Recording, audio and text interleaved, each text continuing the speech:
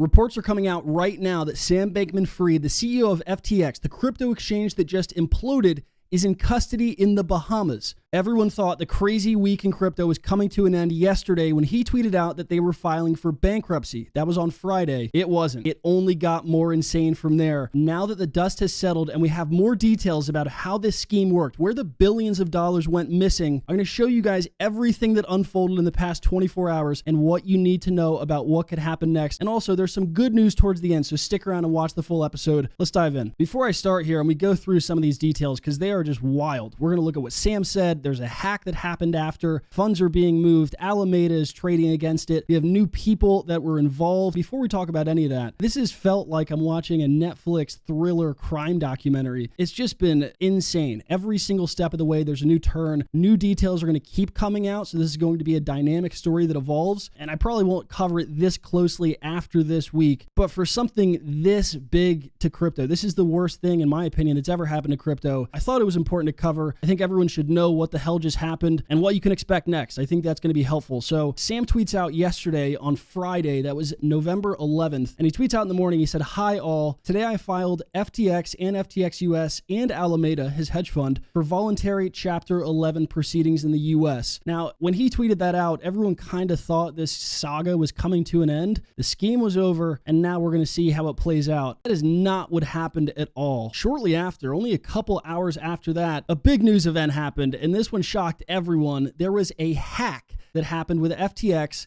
The exchange got hacked right after they filed for bankruptcy. Now, it was a message that went out on their official Telegram. It said, "FTX has been hacked. The chat is open.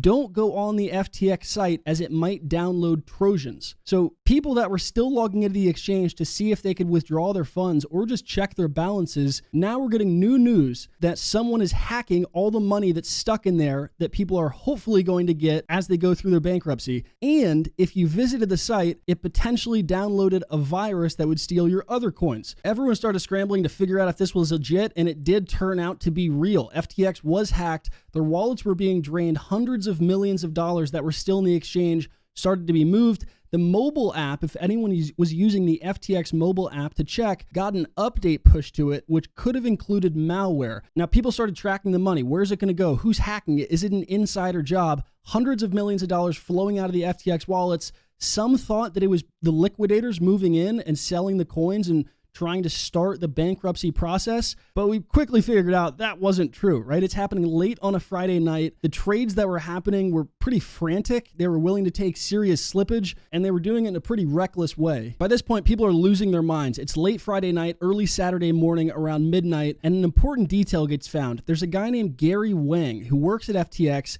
He starts publishing more contributions, code contributions to the exchange while they're going bankrupt. Seems like a pretty strange time to be pushing code updates. The person doing this was Gary Wang. He's the CTO, or the Chief Technology Officer, over at FTX. All of a sudden, he was more active than he'd ever been pushing updates as the exchange, which is in bankruptcy, is now being hacked. Arkham, which is an on-chain analytics company, looked at what the hacker was doing. People are trying to track where these funds are going. Is it being funneled to Sam? Is someone trying to get away with this? And it looks like the FTX hacker had about $100 million of ETH. They had quite a few other tokens as well, things like Aave, Matic, and Link. They dumped all the other altcoins quite quickly and caused those prices to drop, but they held $100 million in ETH as people watched these addresses overnight and were trying to figure out who the hell did this. Once the activity slowed, people had a good tally on it, and the FTX hacker was holding about $175 million worth of ETH, $57 million of a coin called PaxG, $50 million of BNB, and $55 million of DAI, which is a stable coin. So people were tracking this hacker. It turns out some of it was a white hat, some of it was a black hat, but the exchange did get hacked after they went bankrupt. Who the hell knows if this was an inside job, but it just adds another turn, some more fraud on top of what was already just an insane week. Once things calmed down this morning, Saturday morning, there were more reports that started to come out about how much money is actually missing, not even counting the hack.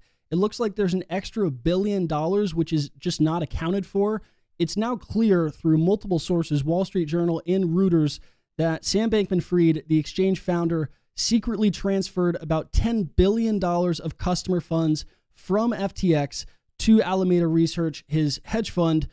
to account for losses that the hedge fund had. One part that's been really tough for me to wrap my head around is that Sam would be the only person that knew this was happening. $10 billion is something that's not easy to hide.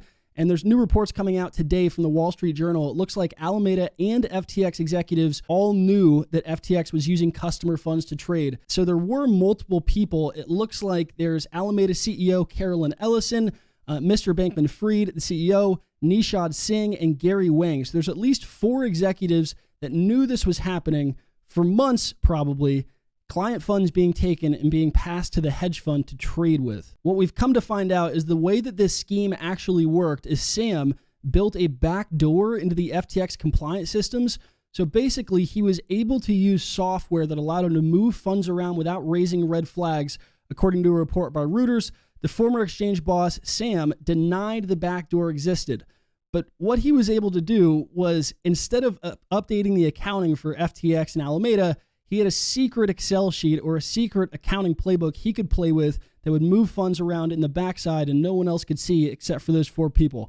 I have a really hard time believing this. If you're working at a hedge fund, you probably have a pretty good idea if you guys are profitable or losing money. So I think in the coming weeks, we're going to find out a lot more people knew about this, but for right now, I'll give them the benefit of the doubt that maybe it is just the top executives. They are able to keep a secret from everyone else, but there was a backdoor that he used to move $10 billion. There's also some new theories as to how this actually worked, why the number got so big, why they took so many client funds, why their hedge fund needed to borrow $8 to $10 billion. Here's the best theory that I've seen, just based on my understanding of how crypto markets work, being here for 5 years, and understanding liquidations, FTX, and Alameda. So Westy Capital, he's an account over at Blockworks Research. He published and he said he has a theory on how it got this big. He explains it step by step. A lot of people originally thought that the hedge fund Alameda just lost a lot of money, but my understanding of how this worked and Alameda, they were pretty damn good at trading. They were on the BitMEX leaderboard. So it seems like $10 billion is much too high for bad trades alone. What probably actually happened was a result of mishandled liquidations on FTX. So big cascading liquidation events could very easily cause an extremely big hole in a short amount of time, especially with the way their liquidation engine was designed. There's an old article that explained how their liquidation engine worked, and I'm going to keep this part really simple and brief so you can understand it even if you're not deep into trading. If there's a large liquidation, so traders are on margin, they have a long position that needs to get sold off, and markets are moving down too quickly, normal liquidation orders in FTX's order book are unlikely to successfully close down the position before the account goes bankrupt.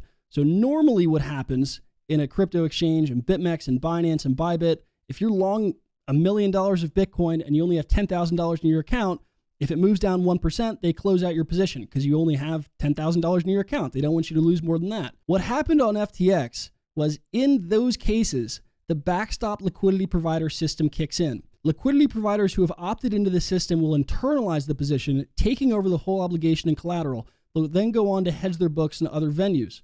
So if there are trades with a huge price gap, if Bitcoin moves down too quick, while the position is now given to a backstop liquidity provider, the hedging cost and debt incurred shall be handled by a backstop liquidity insurance fund. Those are a lot of big words. You can just think of it like this. If you're losing a ton of money on FTX, usually what should happen is they just close out your position and then they have to close that liquidation. But that's not what happened here because they built a custom system for their hedge fund.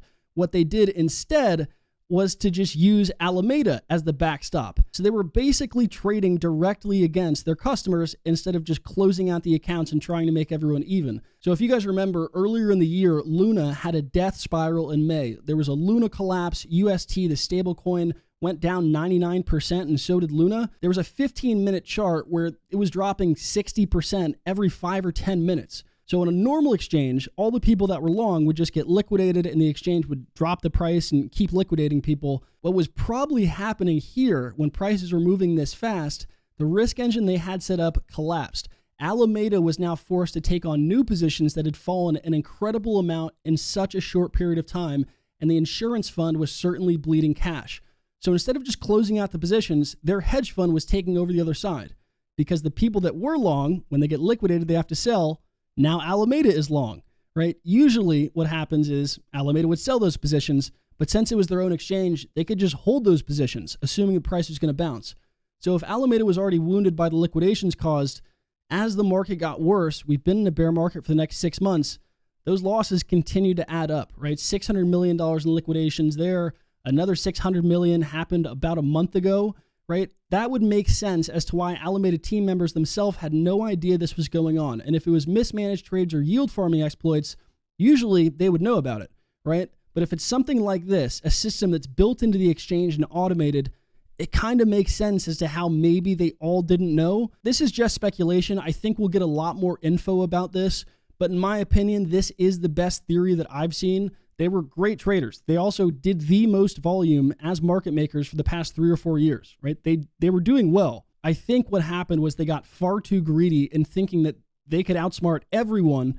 And we had a couple market events this year that prices just went literally straight down. And they were on the other side of those trades. The losses were too big. And that's when they started stealing the $10 billion to give to their hedge fund to hopefully make it all back. So there you have it. That's the best understanding we have right now. If $10 billion goes missing because their hedge fund lost too much, they stole from client funds, and some people found out about it. Now, there's new reports that are coming out that Sam is in custody in the Bahamas. It looks like he's being arrested. We'll see what happens with that. I wish the story was over, though. There's new news that just dropped in the past hour that you guys need to see. This new news kind of blew my mind. This just dropped in the past couple hours, but there's multiple accounts that are coming out that had their bank accounts linked to FTX, and it looks like FTX is trying to access their bank accounts. This account had multiple requests to access their bank account 40 minutes ago, and this isn't the only Twitter account that tweeted this. So not only have they gone bankrupt, then they get hacked by an insider, and Sam is in custody. Now they're still trying to steal people's money. It does not make sense. They are still trying to scam people, and I imagine we're going to keep getting details in the coming weeks, but just such an insane story. My mind is absolutely blown covering this all. Hopefully that gives you guys a good picture of what the hell just happened. Now, I want to take a second and look at the market and see how things are reacting now that it looks like we're getting some closure to this. New details are going to come out, but I think the worst of the news is behind us. Bitcoin's sitting at around 16,800. You have Ethereum at 1,200, BNB at 282. FTT, the exchange coin, is obviously down about 95%. A lot of coins are actually flat today, which to me is surprising, but I think that everyone is realizing that maybe the worst of the news is behind us, right? I think that's the one good news that we can take from this. This is a little bit different than previous bad news we had earlier in the year with hedge funds blowing up or with protocols blowing up. Yes, there's going to be contagion. Companies like BlockFi could be under fire. There's going to be other lenders that had their money on FTX, other hedge funds that had their money on FTX that are forced to sell. But what we're seeing today is it looks like a lot of the negative reaction, at least in the very short term, is kind of over. The tough part is it's so hard to believe that we're going to have a positive narrative that somehow gets us out of this in the short to medium term. Mainstream media and the average person already thought crypto was a scam. Now that we have the second largest crypto exchange, the one that was promoting crypto to politicians, to celebrities, to athletes, everywhere you looked, FTX was advertising. Now that that's come down as a scam, everyone's going to think that all this is a scam. So crypto is a huge black eye that I think is going to take a long time to recover. I will say this, of the 5 years that I've been doing this full time every single day, this is the worst sentiment that I've maybe ever seen. And I think that Bitcoin right now, the chart kind of resembles, it's very similar to when Bitcoin crashed in 2018 and we had that final collapse from 6K down to 3K, right? We'd already been in the bear market for about 12 months, and then we had one more final drop where people said, all right, it's over, right? This is just insane. What ended up happening is we went sideways for, I don't know, 2, 3, or 4 months. People thought it's not going to recover. All-time highs impossible. The altcoin narratives are over, right? Everything. That was the bubble. I think that we're in a very similar situation right now of we've been in a bear market now for 12 months, almost a full year. We're now getting this another 20 or 30% drop. And what I kind of expect to happen over the coming months is sideways, right? I don't expect anyone to be too interested in this stuff. We're going to continue to get more negative news. There's going to be a serious negative news push from this. Who knows? Maybe more regulations. And while that happens, people just need to warm up again to the idea that this wasn't a Bitcoin thing. This wasn't an Ethereum thing. This wasn't a crypto thing. This is one person, a group of people, a company that was way too greedy and did criminal, straight fraud activities and stole everyone's money. The one piece of good news that I do have from a charting perspective, from a trading perspective, as to maybe this isn't as bad as it all seems right now, is macro, which has been so brutal for crypto. It's all anyone's talked about for the past 6 months or 12 months. The dollar has been going up, right? Interest rates have been rising. The Fed has talked about raising interest rates for God knows how long. That's all the news has talked about because inflation's too high. And as the dollar rises, obviously that's bad for Bitcoin. What just happened now over the past week or two, the dollar is seeing an insane drop, right? So I do think this will be positive for stocks. I think stocks could start to rebound. I think we're much closer to an end of the Fed raising rates. So macro is actually looking much better. I'll put it this way. If the FTX situation hadn't have happened, I would bet Bitcoin would be at 25K right now. ETH could probably be at 2K right now. Crypto would be bouncing. We'd be flying right now. It'd be very positive. The mood would be very different. But since this all happened while macro is actually starting to look a little bit better, obviously Bitcoin and crypto isn't going to bounce yet. But that's the one good thing we do have to look forward to is if the macro does improve and if the dollar continues to drop like it is right now, that's undeniably good for risk assets, for stocks, for crypto. And when stocks go up, crypto usually goes up a lot more. So that's the one good thing we at least do have to look forward to. So to wrap this all up, there is actually some positive things to look forward to. If the macro picture starts to look better, that's usually very bullish for Bitcoin and crypto. Obviously, with Sam ruining things for us, maybe it takes a little bit longer to kick things into gear and for prices to start going up. We're probably going to spend quite a bit of time going sideways. And new details are going to come out about this FTX drama and everything that happened. I'm glad this is behind us. I honestly don't think that the news cycle can get any worse for crypto. I'm still bullish. It's just going to take some time. Hopefully you guys are doing all right out there. Stay safe, subscribe. We can get back to normal updates and we can stop talking about exchanges stealing billions of dollars from you. We'll look at some charts. I'll have on more founders, investors, hedge funds, analysts. We'll talk about where we think the market could go next. So drop a like if you guys enjoyed this and subscribe for those episodes. Stay safe. I'll see you guys soon.